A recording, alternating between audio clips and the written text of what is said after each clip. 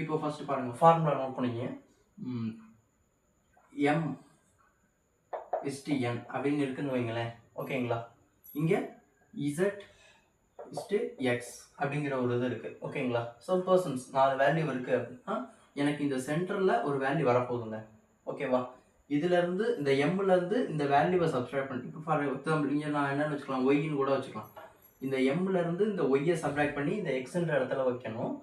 என்னன்ற வேல்யூல இருந்து ஒய்யை சப்ட்ராக்ட் பண்ணி z அப்படிங்கிற வேல்யூல சப்ஸ்டிட்யூட் பண்ணணும். ஓகே, இதுதாங்க ஃபார்முலா. இப்போ நான் என்ன செய்யலாம் அப்படின்னு சார்னா, இந்த நான் m minus y is equal to x, n minus y equal to z, இந்த மாதிரி சம்ஸா இந்த மாதிரி தான் இந்த மிக்சர் அலிகேஷன் ஃபுல்லாக நம்ம சால்வ் பண்ண போகிறோம்.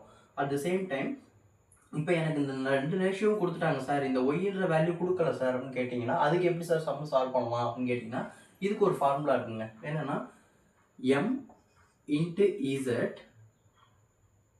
plus n into x divide by இந்த z ஐயும் x ஐயும் ஆட் பண்ணுங்க.